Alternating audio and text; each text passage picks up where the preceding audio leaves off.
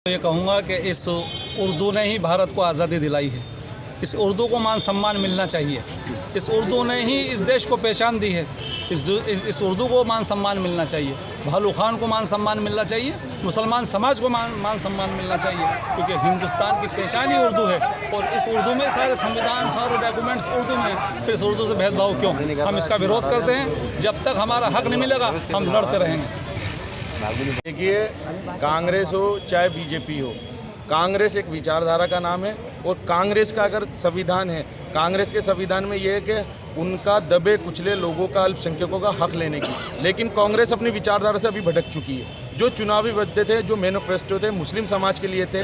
99% मुस्लिम समाज कांग्रेस के लिए वोट करता आया है और लड़ता आया है और कांग्रेस को जिंदा रखता हुआ आया। लेकिन आज उसके साथ नाइंसाफ़ी, ना तो किसी पार्षद, ना किसी पदाधिकारी के तौर पर, नहीं एक मुस्लिम समाज के तौर पर, एक मुस्लिम नुमाइंदे के तौर पर ना काबिल बर्दाश्त है। हम गहलोत सरकार से यही कहना चाहते हैं कि आप होश में आए। जो मैनिफेस्टो किए थे, आपने जो वादे किए थे, मदरसा पैरा टीचर का नियमितीकरण है, उर्दू के साथ जब भेदभाव था, आप विपक्ष में थे तो आप हमारे साथ थे। आज पक्ष में आते ही डोटाला सर जी को क्या हो गया कि संघधारी जो अधिकारी हैं, जो निदेशक हैं, उनकी बातों को तवज्जो दी जा रही है और लाखों सैकड़ों जो मतदाता हैं कांग्रेस के पक्के, उनकी बातों को इग्नोर किया जा रहा है। हम ये भेदभाव बिल्कुल बर्दाश्त नहीं करेंगे, चाहे हमें सड़कों पे आना पड़े।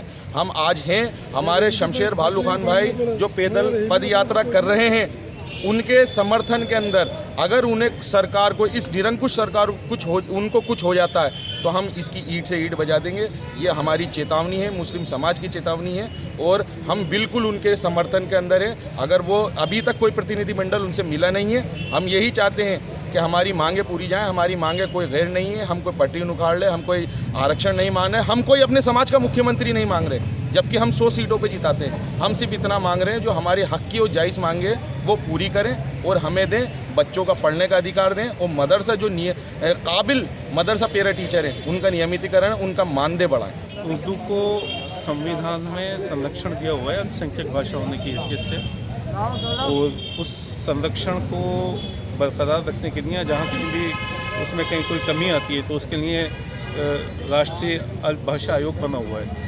उसी संबंध में गुजराल समिति का गठित करके उसकी सिफारिशें भारत सरकार को गई। भारत सरकार ने वो स्टेट को भेजी और राज्य सरकार ने उन सिफारिशों के आधार पर 13/12/2004 को कुछ नियम लागू किए।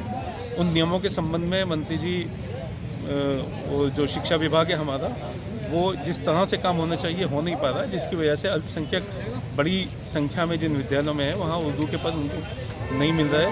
तो उर्दू के पद नहीं होने के कारण उनका उर्दू का शिक्षण बाधित हो रहा है। इससे उर्दू जो भाषा है, जो जिसका भारत की आज़ादी में एक बड़ा योगदान था, उसके साथ एक तरह से भेदभावपूर्ण व्यवहार हो रहा है। इसके विरोध में और मदरसा पैरा टीचर्स जो थे उनको परमानेंट करने का काम कांग्रेस ने अपने मैनिफेस्टो में लिया था, लेकिन 2 वर्ष होने के बावजूद भी उस पर कोई निश्चयपूर्वक कोई कार्रवाई नहीं हुई। तो इसलिए शमशेर भालू खान जी 1 नवंबर 2020 से पदयात्रा पर निकले हुए हैं। वो चूरू से दांडी तक की लगभग 1100 किलोमीटर की पदयात्रा करेंगे।